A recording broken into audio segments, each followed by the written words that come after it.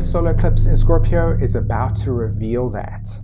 Hi, my name's Simon and I support people during these times of transformation. Now, I think before we go ahead and look at this lunar cycle, I think it's important to check back on what the previous cycle was stirring up for us. So if you can remember, we had a new moon in Libra and a full moon in Aries. And the new moon in Libra brought to the awareness of ourselves where our social contracts, our bargains and agreements have become either outdated or imbalanced, and we feel that there's no more fair exchange in the way that we give our energy in our lives. And with the full moon in Aries, we were then proposed with a choice. Do we take a leap of faith and follow the calling within us, or do we still remain stuck in our own fear of letting go? Now, this lunar cycle that we're about to enter with the solar eclipse in Scorpio, we're going to get an opportunity to actually transmute those insights over time, which will eventually lead us to a deeper state of freedom and the potential for us to follow a higher sense of purpose.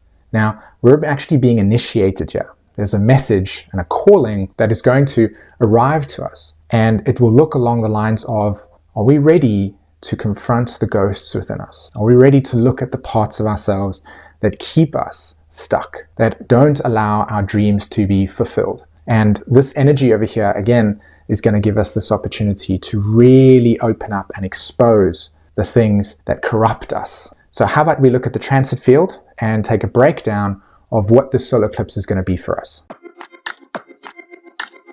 All right, so the first image that we're taking a look at is an aspect that is telling us at depth the meaning of this solar eclipse in Scorpio. Okay, so we've got the south node indicated there, the north node, and then we have what is called the north node ruler. The north node ruler simply is the planet associated with the sign. So in this case, the north node is in Taurus, Venus is associated with Taurus, we have the north node ruler. Now, planets move anti-clockwise around the chart, nodes move clockwise around the chart. So in effect, this is what is called a closing phasal relationship between the south node and the north node ruler. So evolutionary speaking, we are left with old dynamic situations, but we are left to make new choices in those old situations. So this is the reference to the parts of ourselves that we carry with us, the shadows of ourselves, the disempowered parts of ourselves, the vulnerable parts of ourselves. This is South Node in Scorpio, and the Venus is coming up to it, and it's saying we can transmute these inner relationships to ourselves. We can empower through understanding and digging deep into our internal world and healing those wounds. This is the potential that is held here. So just the fact that this phasal relationship between the North Node ruler and the South Node is taking place already tells us the essence of this solar eclipse, because the Sun and the Moon will actually also be at 2 degrees of Scorpio, conjunct this Venus. So let's break it down even further. So the next slide you're looking at is something that I feel is so incredibly profound and so incredibly intense. Jupiter at 0 degrees Aries, it's about to go into Pisces, okay? Jupiter retrograding back into Aries, into Pisces tells us that we are at the precipice of new changes, but we are also in a stage of culmination, which is illustrated by the closing phase relationship between the South Node and Venus, remember? Now, the reason why I wrote hope and despair is because when you look at the world around you right now, there's a binary between people feeling that there's hope, that there is a possibility that there's a new world, there's new experiences, and then you have on the other side of it the complete despair. The absence of meaning, the absence of purpose, the absence of direction. And both of these binaries are very prominent in the collective right now. And in our human individual experience, when we go through traumas, when we go through deep, painful experiences, we often dream of better experiences. We dream of better ways of living. And so we hope for a better life. And that hope is driven most of the time out of a despair from the pain and suffering that we carry with us. This solar eclipse in Scorpio is giving us the awareness and the opportunity to confront the things that breed despair in our lives and breed the hope for something better, and to address those deeper core complexes and to heal those deeper core complexes. Part of that process means that we have to look at the stories that we tell ourselves. So here you see Mars going to be retrograde in Gemini for a period of time, trining Mercury in Libra, and we see the binary of the stories we may tell ourselves to either keep us in a state of hope for something better, but also to avoid the despair, the pain, the comfort, the uncomfort, the suffering. So the lies we may express, the stories we weave, and then you see there between Pluto and Mars, as I've written, truth or deceit. And so our question here is, how can we tell the difference between the stories that are embedded with deceit, that covers up our despair for the pain and suffering that we have? How do we tell the truth of the stories? How do we connect with the language that allows us to pierce through our illusions so that we're able to access the deeper parts of ourselves? And again, the shadows that we carry with us, the ghosts that haunt us from the past, the experiences that we've had that have been traumatizing, that protect us from those painful experiences. The solar eclipse in Scorpio is here to reveal the parts of ourselves that have been wounded, to reveal the parts of ourselves that we can't be honest with, or to reveal the parts of ourselves that want something better for us. And this is our journey, this is our road that we have to take. This is the message, the initiation. Can we do this?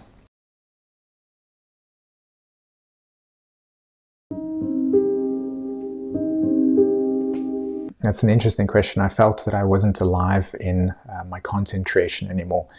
I was really keeping a side of myself hidden, especially the way that I saw things. And I wanted to express myself in a way that was not just merely with words anymore. Well, as a child, I always had a deep desire for creative expression. I found myself always entrapped in storytelling or, drawing and creative pursuits and processes. And as a sort of growing up teenager, I wanted to express myself and create color in my room. But my karmic path had led me to experiencing a stepfather who did not allow that to be the case. And so I still had this desire in me, and I would sort of hide the posters and create inside the wardrobes, my clothes wardrobes. And I hid it over there because of fear of persecution or judgment or getting into trouble. And I suppose this has just materialized into my adult life.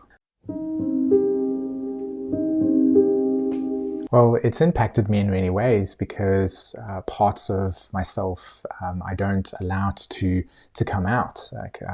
There's a part of me that really enjoys comedy and it's got this funny side, and I sort of censor that piece in fear of it being seen as silly, or it's not serious enough, and maybe not be taken seriously in my craft. And yet I wrestle with this binary of the seriousness of my work and the way of creating it in a way that I feel is exactly who I am. And so, the past growing up experiences really are my ghosts that possess my dreams in going forward.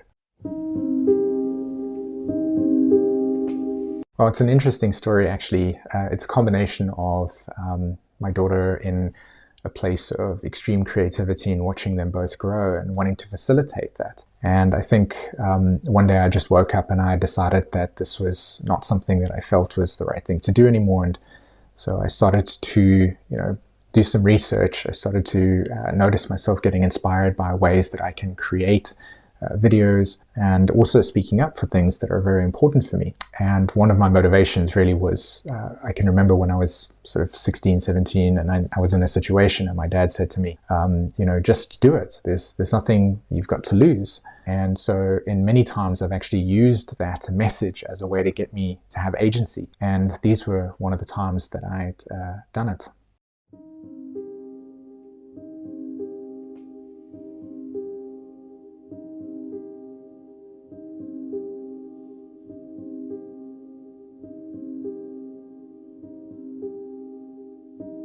So my summary of this solar eclipse in Scorpio is it's going to be impactful and it's going to be intense. And we are going to be transmuting in the collective.